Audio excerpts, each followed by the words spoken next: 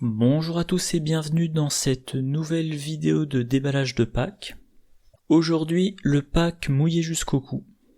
Alors, première remarque, j'avais déjà fait l'enregistrement de cette vidéo, j'ai eu des problèmes, ça a planté, je m'en suis rendu compte après avoir passé beaucoup de temps sur le montage.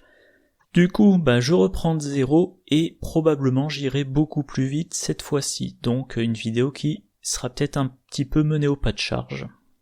Deuxième remarque, dans ce pack, il y a un nouveau type de carte, les traités.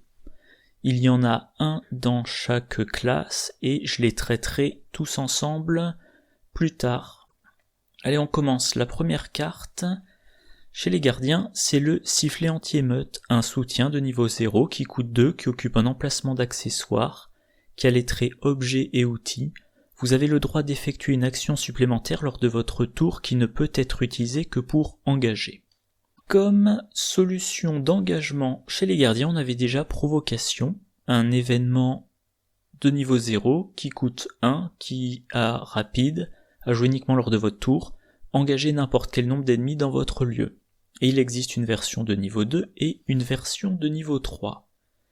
Là, on a un soutien qui occupe un emplacement d'accessoires, ce qui va entrer en compétition notamment avec l'insigne de police, qui donne un bonus de volonté et une fois par partie 2 actions supplémentaires, et le miroir sacré qui va fournir du soin.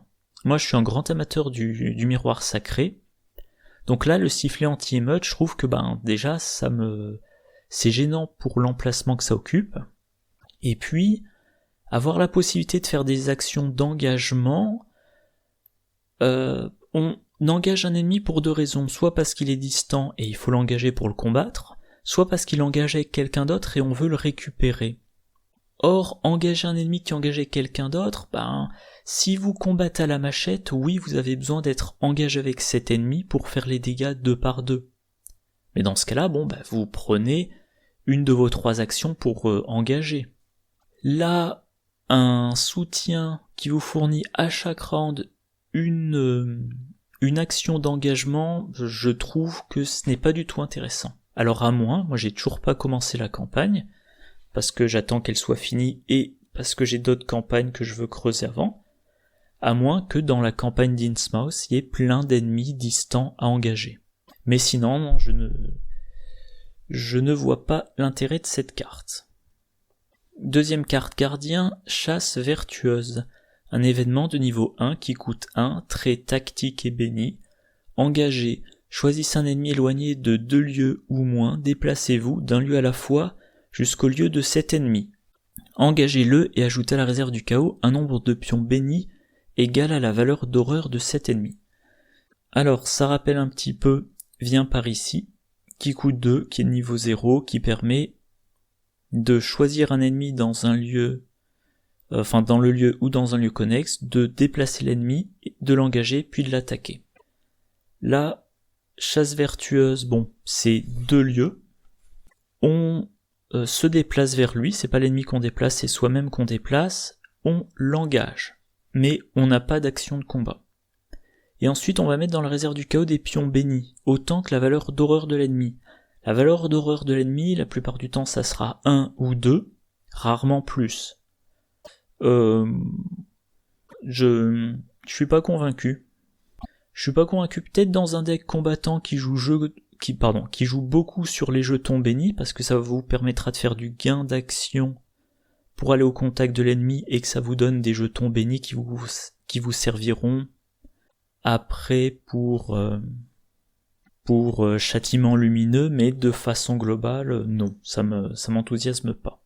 Chez les chercheurs, on a l'étudiant énigmatique, un soutien de niveau 0 qui coûte 4, qui occupe un emplacement d'allié qui a les traits alliés miskatoniques, 1 point de vie, 3 points de santé mentale, utilisation 3 secrets, action rapide, incliner l'étudiant énigmatique, déplacer un secret ou une charge d'un soutien que vous contrôlez vers un autre soutien contrôlé par un investigateur dans votre lieu.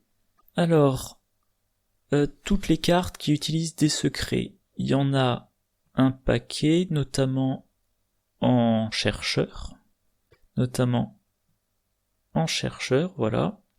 Donc je vais pas encore revenir une fois sur toutes les bonnes cartes qui utilisent des secrets. On peut quand même noter que avec sa capacité de déplacer un secret d'un soutien qu'on contrôle vers un soutien contrôlé par un investigateur dans le lieu, soit même ou quelqu'un d'autre, il peut transformer la connaissance interdite en réserve à secret. Connaissance interdite, ça coûte 0, ça a 4 secrets, ça n'occupe pas d'emplacement. Normalement on le met dans un deck pour générer des ressources, et ben là vous le mettez dans votre deck, vous le mettez en jeu, et grâce à l'étudiant énigmatique, vous déplacerez des secrets vers Monsieur Rook, vers le vieux grimoire de niveau 2, etc., etc., ou vers le Necronomicon. Pour les soutiens qui utilisent des charges, évidemment, c'est essentiellement les sorts mystiques. Je sais pas pourquoi c'est pas trié. Voilà. Et donc, qu'est-ce qu'on va pouvoir recharger avec l'étudiant énigmatique? Bien évidemment, des sorts. Et qu'est-ce qu'on pourra utiliser comme réserve de charge? Par exemple, divination. Alors, divination qui a quand même l'inconvénient d'occuper un emplacement d'arcane. Ce qui fait que l'étudiant énigmatique, alors, il possède sa propre réserve de 3 secrets. Ensuite, la carte la plus probablement utilisée comme réserve de secrets, connaissance interdite, ne prend pas d'emplacement. Il dispose pas de charge, et des réserves de charge, il n'y en a pas des masses. Alors il y en a une, si maintenant que j'y pense, il y a éventuellement le crâne décoré. Le crâne décoré de niveau 0, voilà. Crâne décoré de niveau 0, ça occupe un emplacement d'accessoires. Alors ça arrive en jeu avec 0 charge, mais chaque fois qu'un investigateur, un allié ou un ennemi dans le lieu est vaincu, on met une ressource en tant que charge. Donc il n'a pas de charge de base, mais il va progressivement être rempli, il coûte 0, et l'emplacement d'accessoires, il faudra voir s'il est disponible. Donc pour moi, l'étudiant énigmatique, ça sera quand même essentiellement dans un deck secret, pour recharger les autres cartes à secret du deck, éventuellement pour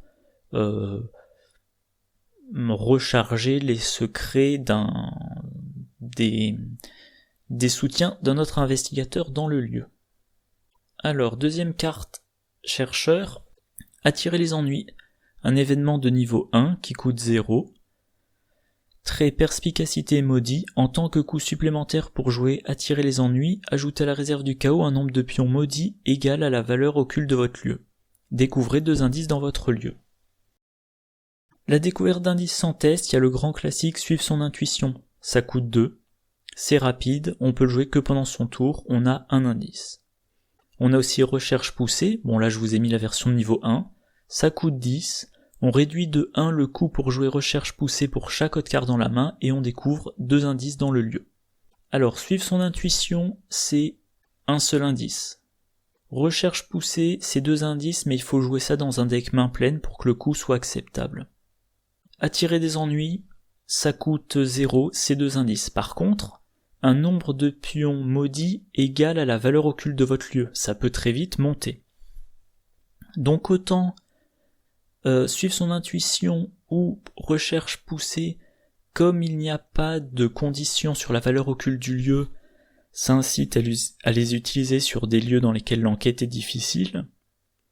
Autant attirer les ennuis, si on le joue dans un lieu qui a une valeur occulte de 3, 4 ou 5, on se retrouve avec plein de jetons maudits.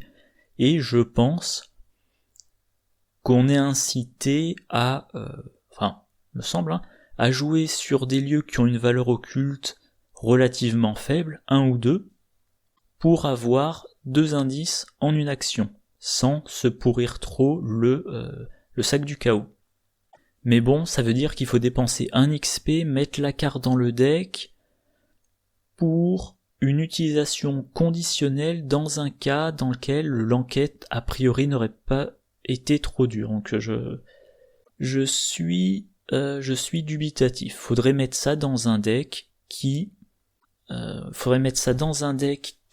arrive très bien à gérer les jetons maudits, pour que la possibilité de mettre 3 jetons maudits d'un coup dans le sac ne gêne pas.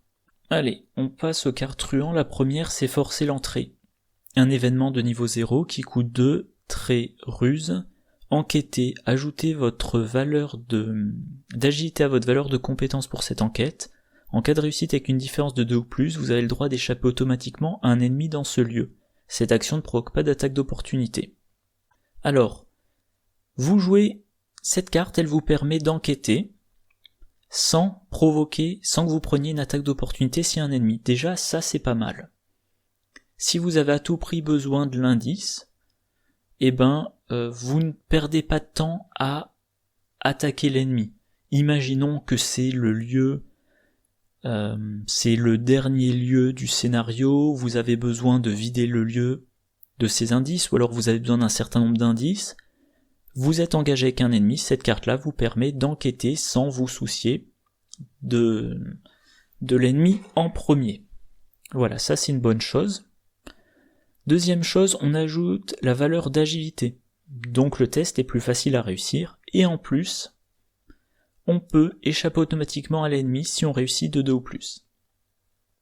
Donc, mettons, vous piochez un ennemi pendant la phase de mythe, vous avez 3 enquêtes à faire dans le lieu, vous utilisez ça pour votre première enquête, si tout se passe bien, vous échappez à l'ennemi, et maintenant vous faites vos 2 autres enquêtes tranquillement, sans crainte des attaques d'opportunité. Alors, qui a intérêt à jouer à cette carte ? Parmi tous les investigateurs, on a notamment Finn Edwards, il enquête à 8 au lieu de 4. Voilà. Winifred Abamok, elle enquête à 8 au lieu de 3. Trish, elle enquête à 8 au lieu de 4, mais il y a aussi, vu que c'est une carte ruse, Rita Young, elle va enquêter à 7 au lieu de 2. Et moi je trouve la carte particulièrement intéressante chez Trish Scarborough. Alors bien évidemment, ça rend l'enquête plus facile pour elle, mais avec sa réaction, après que vous avez découvert au moins un indice dans un lieu où se trouve un ennemi, soit vous découvrez un indice supplémentaire dans ce lieu, soit vous échappez automatiquement à cet ennemi, limite d'une fois par round, ça veut dire qu'on ne va pas tuer immédiatement les ennemis, qu'éventuellement on va en laisser quelques-uns pour trouver des indices plus rapidement. Ça veut dire aussi que si on joue en binôme ou en multi, on va dire au combattant « je commence », comme ça au moment où j'enquête il y a l'ennemi, ça me file un indice supplémentaire, et ensuite tu tues l'ennemi. Dans le cas spécifique de cette carte, qu'est-ce qui se passe ? Il y a un ennemi dans votre lieu, vous jouez Trish, vous avez un deck Trish. Dans votre lieu, il y a un ennemi. Vous jouez forcer l'entrée. Vous faites votre enquête. Déjà, vous prenez pas d'attaque d'opportunité. Si vous réussissez de peu, si vous réussissez de 0 ou de 1, vous utilisez la capacité de Trish pour échapper automatiquement à l'ennemi et vous pouvez continuer votre enquête. Et si vous réussissez de 2, grâce à forcer l'entrée, vous échappez automatiquement à l'ennemi et vous pouvez utiliser la capacité de Trish pour prendre un deuxième indice. Voilà, c'est un peu gagnant-gagnant. Deuxième carte truand, sceptique, une compétence de niveau 1 qui a un icône libre, trait entraîné. Lors de ce test de compétence, traitez le modificateur de chaque pion béni et maudit comme un +1 au lieu de son modificateur habituel. Alors attention, vous ne changez que le modificateur. C'est-à-dire que l'effet piocher un autre pion à la fin du test, retirer le pion du sac du chaos, y est toujours. Pour un pion béni, vous remplacez un +2 par un +1. Évidemment, c'est moins bon. Pour un maudit, vous remplacez un -2 par un +1, c'est très bien. Donc ça, c'est une carte plutôt pour un deck, pour une table même, où il y a beaucoup de jetons maudits qui sont mis dans le sac du chaos. Et ça tombe bien parce que les truands font partie des classes qui utilisent les jetons maudits. Pour les jetons bénis, passer de +2 à +1, moi je l'ai déjà dit en parlant des jetons bénis, je pense que c'était dans la vidéo sur la boîte de luxe. Normalement, quand vous piochez un jeton béni, normalement vous n'avez pas besoin de piocher le jeton béni pour réussir votre test. Parce que vous êtes au-dessus de la difficulté du test. Donc si, au lieu d'avoir un +2, vous avez un +1, ça change rien, vous avez réussi le test. Voilà. Les maudits, bien évidemment, changer un -2 en +1, c'est très bon, et ça vous permet, je pense, d'envisager de faire un deck méga test avec du maudit. Bon, le problème, c'est que sceptique, ça marche que sur le test auquel vous l'attribuez. Donc si vous mettez cette carte-là parce que vous avez beaucoup de générations de jetons maudits, sceptique, vous pouvez a priori l'attribuer que pendant 2 tests dans la partie, vu que vous avez que 2 copies de la carte. Voilà. Et cette carte-là, moi, elle me semble idéale dans un deck Amanda Sharp. Amanda Sharp, elle y a accès vu que c'est une carte compétence entraînée de niveau inférieur à 3. Et pourquoi Amanda Sharp ? Parce qu'Amanda Sharp, elle peut jouer Promesse de pouvoir, une compétence mystique de niveau 0, 4 icônes libres. Après que vous avez attribué Promesse de pouvoir à un test de compétence, ajoutez un pion maudit à la réserve du chaos. Si vous ne pouvez pas, subissez 2 horreurs à la place. Donc triche. Au début d'une phase d'investigation, elle met sous sa carte investigateur Promesse de pouvoir. Et elle va faire 2 ou 3 tests avec 6 de valeurs de compétence, 2 de base, et les 4 icônes libres. Mais ça veut dire qu'elle va mettre 2 ou 3 pions maudits dans la réserve du chaos. Et plus tard, sous la carte investigateur, elle met sceptique, et pour 2 ou 3 tests de compétences, enfin 2 ou 3 ou même 4, vu que ça compte pendant la phase de mythe suivante, les jetons maudits, si elle en pioche un, ça lui donne un +1, donc elle est à 4, 2 de base, le +1 de sceptique et le +1 du jeton maudit, et en plus elle retire le jeton maudit du sac. Mais globalement, la carte, je la trouve pas géniale parce qu'elle donne qu'un boost de 1 et elle est à usage unique. Si vous l'attribuez à un test et vous piochez pas de jetons maudits, vous échouerez peut-être au test suivant. Donc à réserver un deck qui utilise beaucoup de jetons maudits et seulement un test qui compte. Et idéalement, vous mettez ça dans un deck qui utilise aussi la perfection vient de l'entraînement pour que vous ayez au total dans une partie, enfin dans un cycle de deck en tout cas, 4 utilisations de sceptique. Donc c'est vraiment très circonstanciel. Alors chez les mystiques, on a 3 sorts. Armageddon pour le combat, Œil du chaos pour l'enquête et Voile d'ombre pour l'évasion.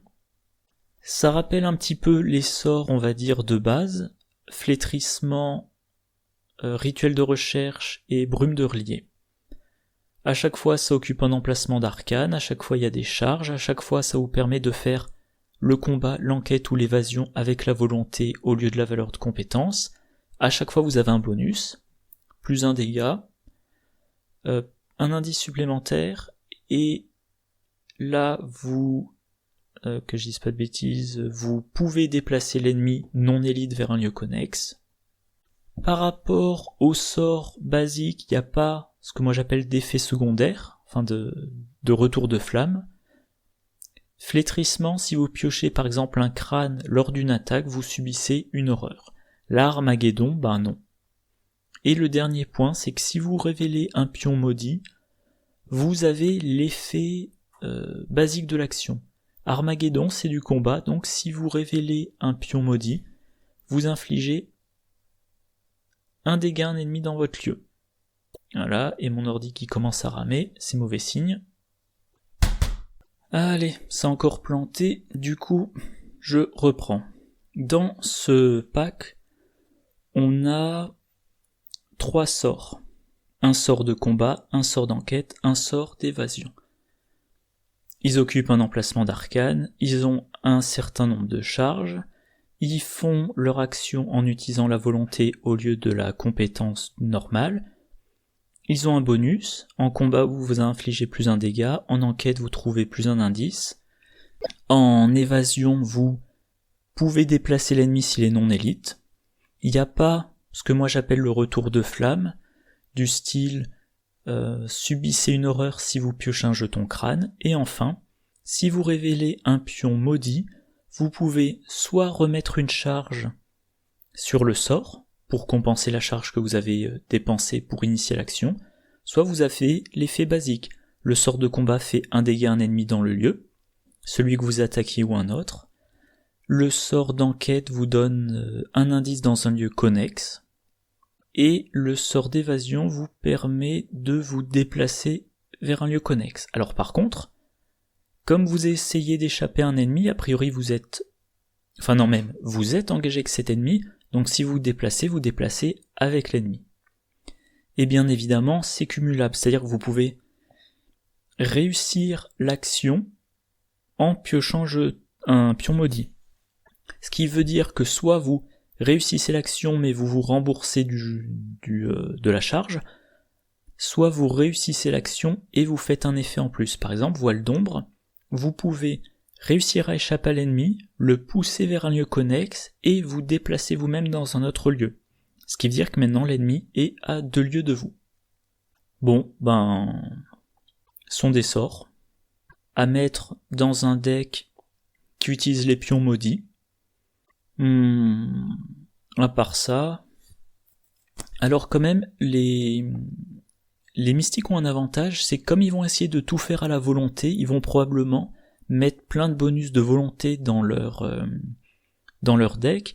Donc vous parlez d'un mystique qui a 4 ou 5 en volonté, allez mettons 5, qui va avoir un accessoire qui lui donne plus 1 de volonté, donc il a 6. Éventuellement, vous jouez David Renfield qui vous donne 1 en volonté, vous êtes à 7. Vous jouez le tarot qui vous fait passer à 8. Vous jouez... qu'est-ce qu'il y a d'autre si vous avez accès à un autre soutien qui vous donne un bonus de volonté ou qui vous donne un bonus sur vos sorts, etc. Donc vous faites votre test à 8-10 contre la difficulté et un pion maudit, s'il n'y en a qu'un seul, a priori ça vous permet quand même de réussir. Mais pour ça, il faudra faire un deck où vous blindez votre volonté. Bon, encore une fois, moi je suis pas...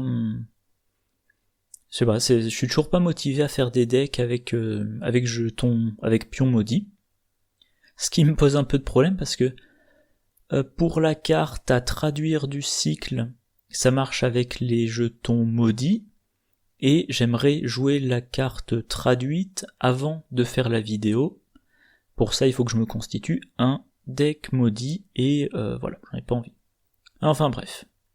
Carte survivant, la boussole de marin, un soutien niveau 0 qui coûte 3, qui occupe un emplacement de main, trait objet outil, action, incliner la boussole de marin, enquêter. En cas de réussite, si vous n'avez pas de ressources dans votre réserve de ressources, découvrez un indice supplémentaire dans votre lieu. Action rapide, lors d'une enquête utilisant la boussole de marin, dépensez 1 ressource, vous gagnez plus 1 d'intelligence pour ce test, limite de 3 fois par enquête. Ça rappelle la hache d'incendie, qui servait pour les attaques, qui vous permettait d'infliger plus 1 dégât si vous n'aviez plus de ressources, et de dépenser 1 ressource pour un plus 2 en force, limité à 3 fois. Mais l'âge d'incendie ne s'inclinait pas, donc vous pouviez faire plusieurs attaques successives. Là, la boussole de marin, c'est 1 enquête par round. Bien évidemment, comme il est question de ne pas avoir de ressources, on pense à cacher son jeu, qui vous donnera alors plus 1 dans toutes vos caractéristiques. Et si on regarde les investigateurs pour qui ça devrait être intéressant, alors le truc c'est que les survivants, en général, ils ont pas une très bonne intelligence. Du coup, ça les limite. Alors évidemment, il y a des investigateurs qui sont biclassés, mais là, je les ai pas tous considérés. Chez les survivants, moi je trouve que c'est intéressant que chez Wendy. Parce que Wendy, elle a 3 d'intelligence de base. Donc avec la boussole, en dépensant des ressources, elle peut monter à 4, 5 ou plus. Et évidemment, si elle a plus de ressources, elle trouve 2 indices dans le lieu. Et parmi les investigateurs hors survivants, je pense que la personne pour qui c'est le plus intéressant, c'est Rex Murphy. Rex Murphy peut avoir 5 cartes cartes de niveau 0 hors chercheur, donc par exemple 2 copies de la boussole et 2 copies de cacher son jeu.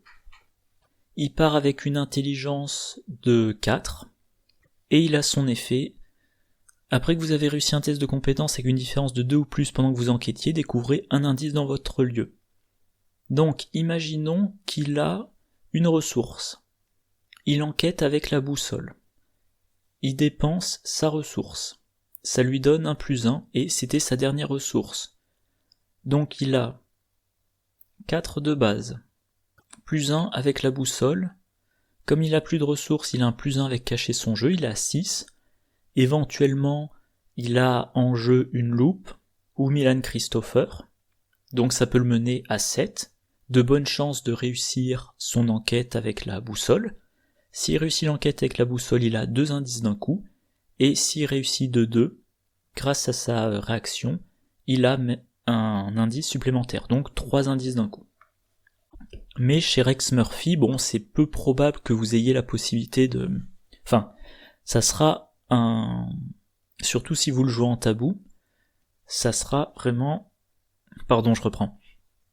La boussole, vous l'inclinez, donc c'est utilisable qu'une seule fois, ça pourra pas être le seul outil d'enquête de Rex Murphy, ça sera peut-être plutôt réservé à un groupe de 3 investigateurs ou plus, mais ça sera combiné avec autre chose. Mais la carte, enfin l'outil d'enquête qui vous permet de vous booster et la capacité de Rex Murphy qui fait qu'il peut trouver un indice supplémentaire, ça fait que potentiellement, une fois par round, en une action, il trouve 3 indices d'un coup. Bon, c'était tout pour les cartes non traitées. Enfin, non traitées, autres que les cartes que les 5 traités, voilà.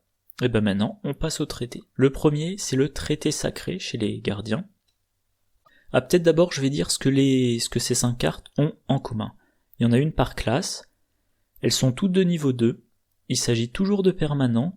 On ne peut mettre qu'un traité par deck. Par contre, les traités ne sont pas uniques. Donc, vous pouvez éventuellement faire une équipe de 4 gardiens et chaque gardien a un traité sacré. Ça peut être amusant. Et à chaque fois, leur effet est lié à la révélation de pions bénis ou maudits ou les deux. Voilà. En gros, c'est ce qu'ils ont en commun. Alors, la version des gardiens, le traité sacré, réaction, après qu'un investigateur dans n'importe quel lieu a effectué l'étape révéler un pion KO d'un test de compétence, incliner le traité sacré, renvoyer dans la réserve du chaos n'importe quel nombre de pions bénis révélés lors de ce test en ignorant leur modificateur pour ce test. Je trouve ce traité-là génial. C'est dans n'importe quel lieu. Donc il n'y a pas besoin de coller à l'autre investigateur pour que ça marche. Vous êtes 4, vous êtes dispersés sur tout le plateau, ça marche. C'est après l'étape révéler un pion KO. Mais si vous révélez un pion béni, ça vous fait révéler un autre pion. Vous révélez cet autre pion, c'est un deuxième pion béni, etc. Je dis n'importe quoi, vous en avez révélé 5, puis vous révélez un +1. Et ben, après la révélation de ce +1, vous déclenchez le traité sacré. Vous pouvez attendre de voir tous les pions révélés avant de décider si vous le déclenchez ou pas. Maintenant, si vous avez révélé des pions bénis, un ou plusieurs, vous êtes donné un ou plusieurs +2, donc a priori le test est réussi. Vous attendez d'avoir révélé le dernier pion, vous regardez de combien il est réussi, vous regardez combien de pions bénis n'étaient pas nécessaires et combien étaient nécessaires.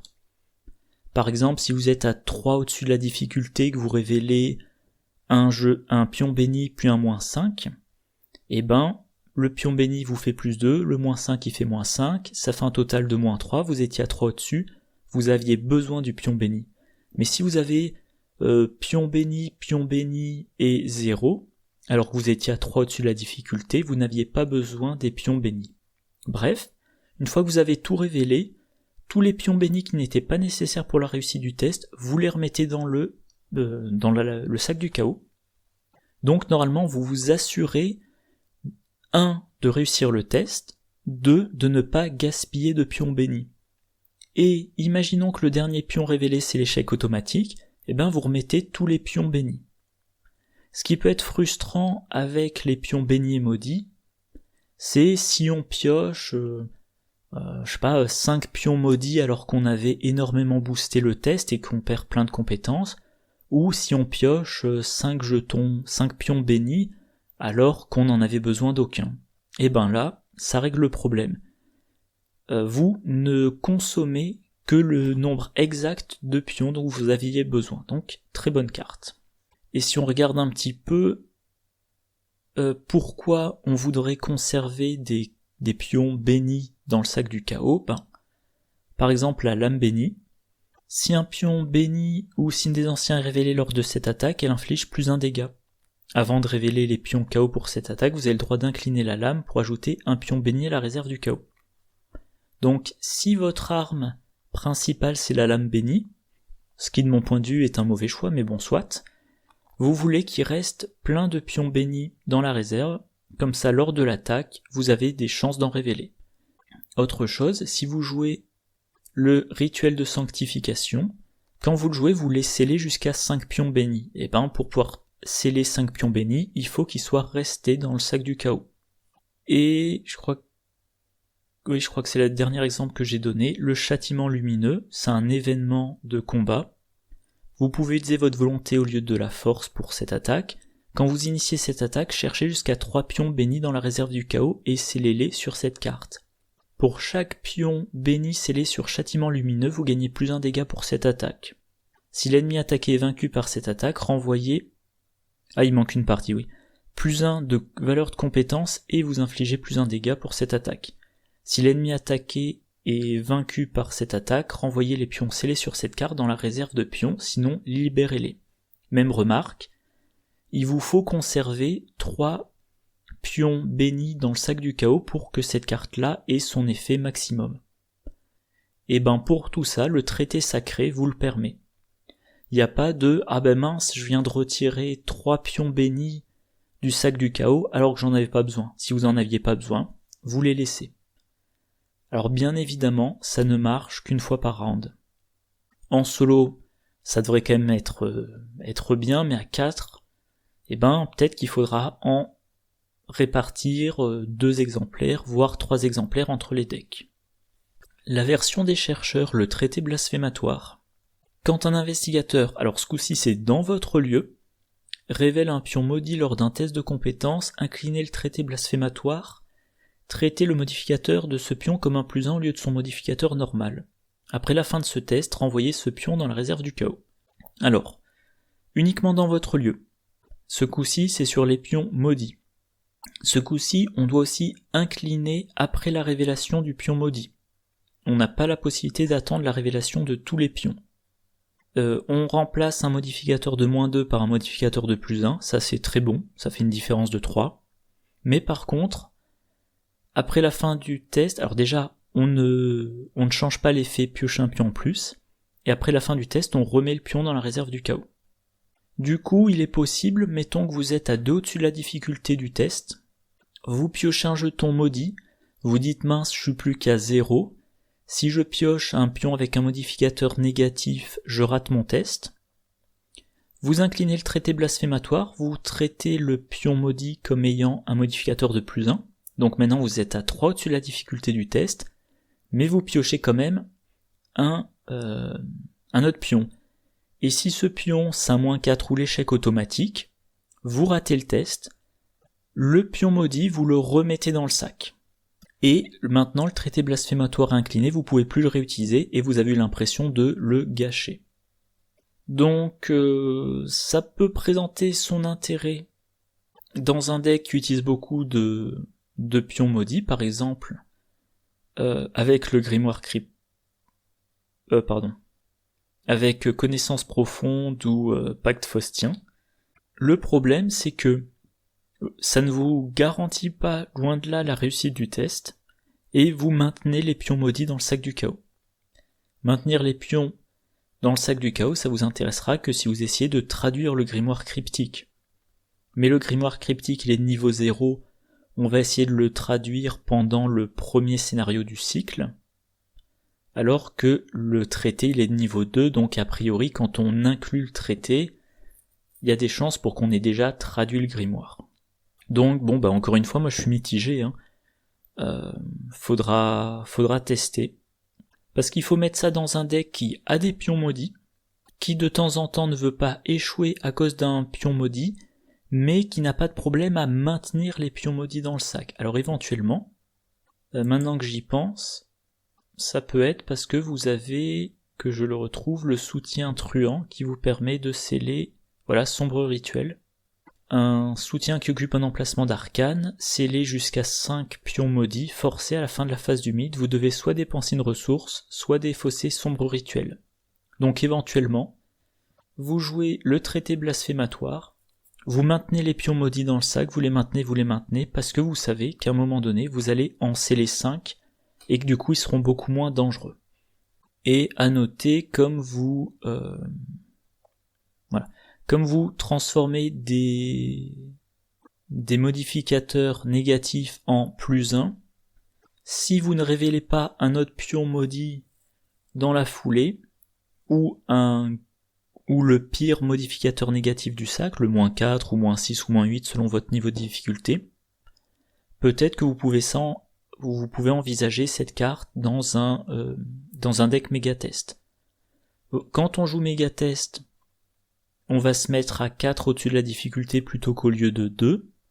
Si on pioche un jeton maudit, on est maintenant à 5 au-dessus de la difficulté, et à moins de piocher le -4, on réussit de 2.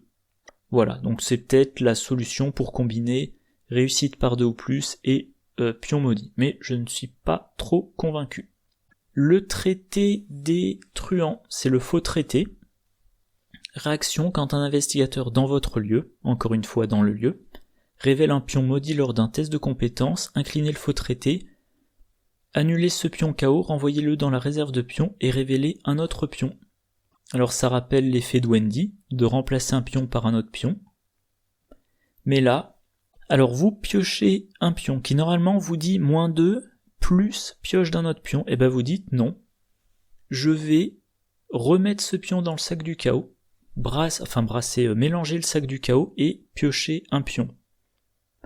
Et si j'ai de la chance, le pion que je pioche en remplacement me fait réussir mon test. Si j'ai pas de chance, il me le fait rater parce que c'est un échec automatique ou un -4. Et éventuellement, je repioche un pion maudit. Donc voilà, encore une fois, comme le traité des chercheurs, ça vous garantit pas de réussir le test, et ça vous maintient les pions maudits dans le sac du chaos. Donc c'est un pari risqué, peut-être une nouvelle fois à considérer avec sombre rituel. On laisse les pions maudits s'accumuler dans le sac, et puis dès qu'il y en a 5, on scelle les 5 d'un coup, et on n'a plus trop besoin du faux traité. À tester. Disons que ces deux traités, le chercheur et le truand, ça donne pas l'impression d'être une synergie, ça donne plutôt l'impression de temporiser. Il y a un pion maudit, pas de problème, on a le traité. 2 pions maudits, ça passe. 3 pions maudits, ça passe. Et quand on en a beaucoup, ça passe plus. Et le faux traité ne vous sauve plus parce que les pions, vous les remettez dans le sac encore et encore. Alors que le traité des gardiens, ça peut vous faire réussir des tests que vous auriez autrement ratés. Si vous auriez raté le test, vous ne gaspillez pas les pions bénis, donc la version gardienne est beaucoup plus intéressante. Ah si, juste un truc, version chercheur et truand, le seul intérêt que je vois, c'est si on joue Regard d'Ourache, un événement de niveau 2 qui coûte 2, révéler 7 pions KO pris au hasard dans la réserve du chaos, infliger un total de 1 dégât plus 1 dégât supplémentaire pour chaque pion, maudit ou échec automatique révélé, réparti comme vous le souhaitez parmi les ennemis dans votre lieu. Cette action ne provoque pas d'attaque d'opportunité. Donc voilà, si vous maintenez plein de jetons maudits, cette carte-là peut infliger beaucoup de dégâts. Mais c'est très circonstanciel. Chez les mystiques, le traité paradoxal. Réaction après qu'un investigateur, de nouveau dans votre lieu, a effectué l'étape révéler un pion KO d'un test de compétence. Si un pion béni et un pion maudit ont été révélés lors de ce test, inclinez le traité paradoxal. Ce test réussit automatiquement. Retirez chaque pion béni et maudit révélé de la réserve du chaos après la fin de ce test. Donc, c'est que dans votre lieu. Il faut que pendant le test ait été révélé un pion béni et un pion maudit. Vous inclinez ça pour réussir automatiquement le test. Et ensuite vous révélez les pions. Sauf que si vous piochez un pion béni et un pion maudit, eh ben vous avez un +2, vous avez un -2, donc ces deux pions globalement vous font un modificateur de 0. Mais vous voulez quand même réussir automatiquement, c'est-à-dire que malgré ça, vous échouez à cause des autres modificateurs.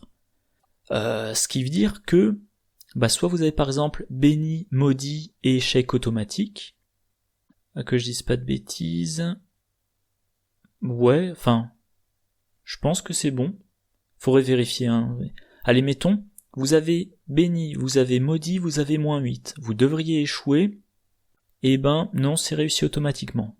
Ok, certes, mais dans la plupart du temps, si vous avez +2, -2 et un modificateur de pion standard, autrement dit, il ne vous reste plus que le modificateur du pion standard, vous réussissez.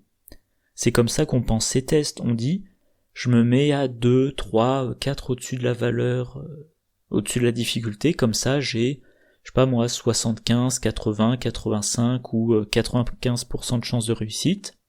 Donc, je pense pas qu'on ait fréquemment besoin d'une réussite automatique, alors que on a eu un jeton béni pour compenser le jeton maudit. Du coup, ça semble plus intéressant si on a encore d'autres modificateurs. Par exemple, on pioche béni, puis maudit, puis un -4. Parce que dans ce cas-là, le béni et le premier maudit s'annulent et on est avec un -6. Mais bon, là il faut voir quelles sont maintenant les probabilités. Je pense que Manfromling, dans une de ses vidéos, a fait les calculs. En général, il fait les calculs stats, et il me semble qu'il a déterminé des probabilités mais ridicules. Même si on utilise par exemple Olive McBride pour piocher plusieurs jetons, c'est très très peu probable. Et en plus de ça, ce qui pour moi achève cette carte, c'est on retire le pion béni et le pion maudit. Tous les pions bénis et tous les pions maudits révélés à la fin du test.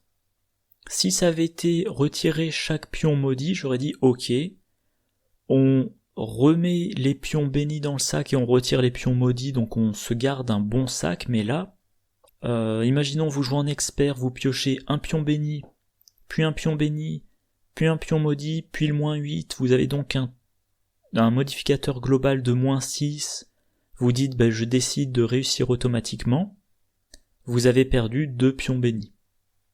Alors, si ça a chargé, voilà, dans leur vidéo, Manfromling et Nate Winslow, ils ont fait une vidéo consacrée aux 5 traités. Comme souvent dans leurs vidéos, ils mettent des notes aux cartes, et là, le traité paradoxal, ils mettent comme note échec automatique, c'est-à-dire la plus mauvaise note. Et voilà, ils expliquent un peu, faudrait re-regarder la vidéo.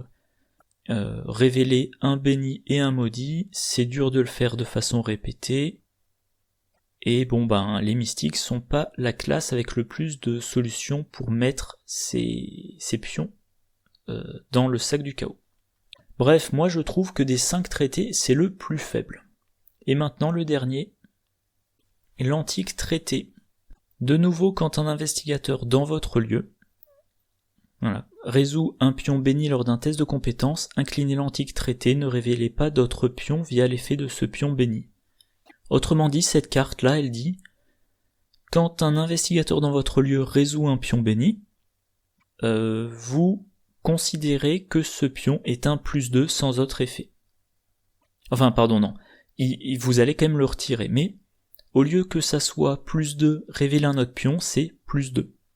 A priori, toujours selon l'idée qu'on se met à 2, 3 ou 4 au-dessus de la difficulté du test, de sorte à avoir au moins 80% de chance de réussite.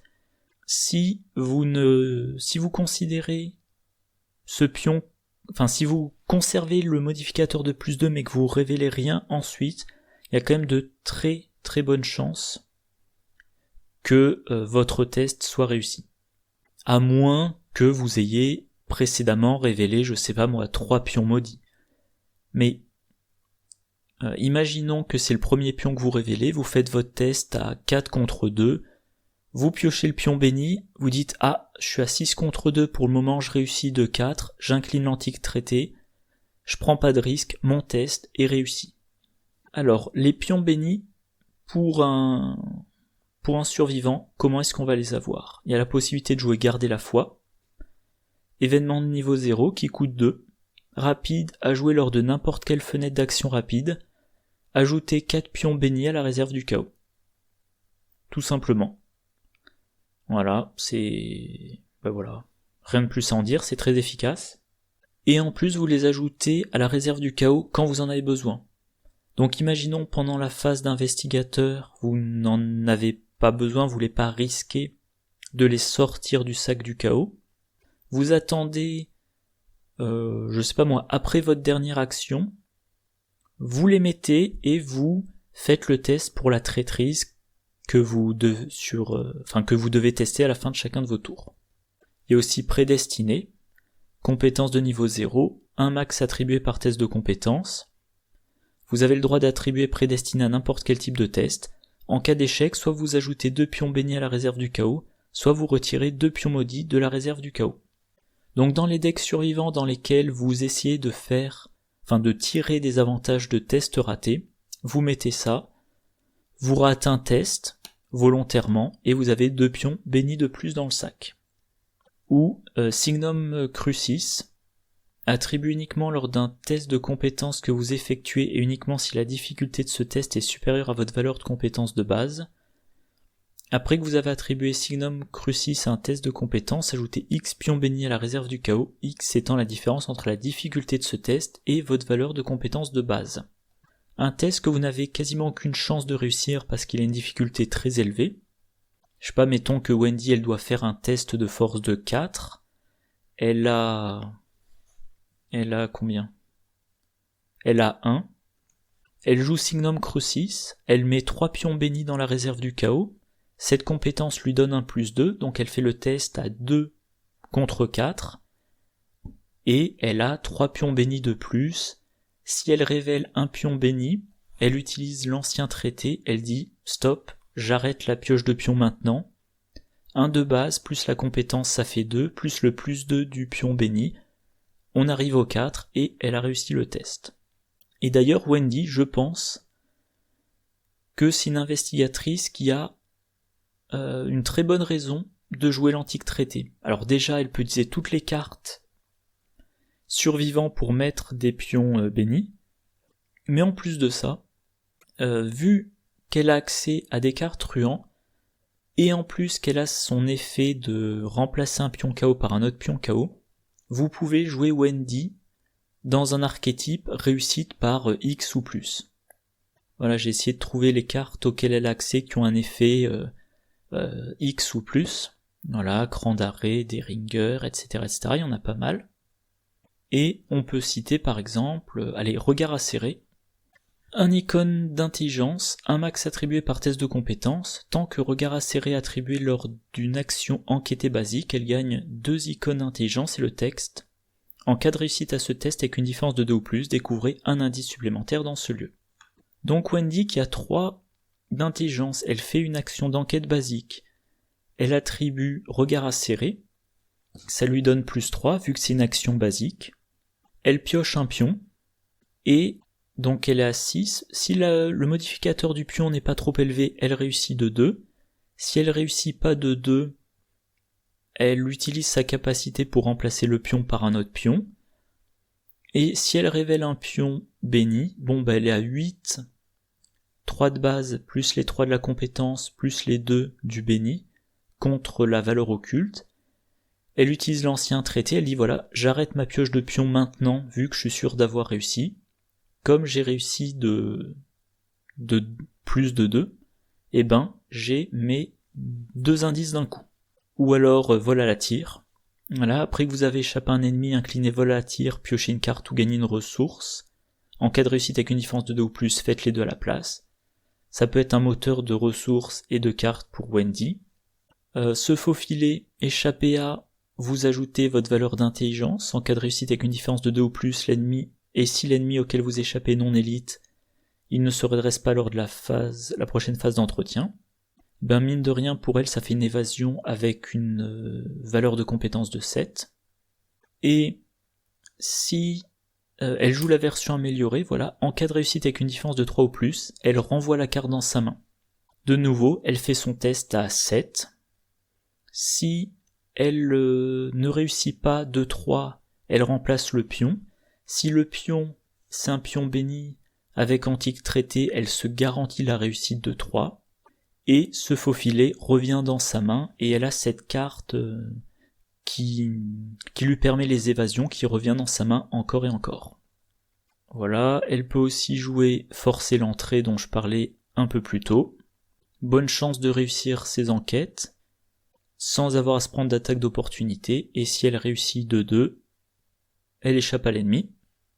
Au passage, en échappant à l'ennemi, ça peut déclencher vol à la tire. Et comme elle a... par contre, si je dis pas de bêtises, comme elle a pas fait de test d'évasion, il n'y a pas de possibilité de réussite avec une différence de 2 ou plus. Donc elle aura seulement le premier effet. Et dernière carte, voilà, coup bas.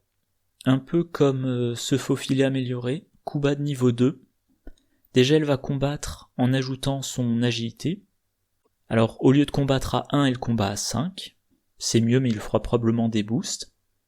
Et si elle réussit de 1 ou plus, elle l'échappe automatiquement à l'ennemi, elle lui inflige un dégât et maintenant il est incliné, et si elle réussit de 3 ou plus, elle le renvoie dans sa main. Alors le 3 ou plus, ça sera dur, mais encore une fois, vous voulez réussir de 1 ou plus. Donc si vous jouez en standard, vous vous mettez à 3 au-dessus de la difficulté, vous faites votre test à 5 contre la valeur de... contre la valeur de combat de l'ennemi. Vous mettez des bonus, des dextérités ou autres pour être à 3 au-dessus. Et j'ai oublié ce que je voulais dire. Enfin bref, voilà, donc encore une fois, une solution de combat plus évasion qui peut revenir encore et encore. Bon ben voilà, j'ai passé en revue toutes les cartes. Comme je le disais au début de l'enregistrement, j'ai essayé de faire plus vite, j'ai moins détaillé parce que éditer ça prend du temps, c'est pas génial, mais devoir refaire de zéro une vidéo après y avoir passé des heures, c'est encore plus frustrant. Bon, en tout cas j'espère que la vidéo vous a intéressé. Je vous souhaite une bonne journée, une bonne soirée, de bonnes parties, je vous dis à la prochaine, au revoir.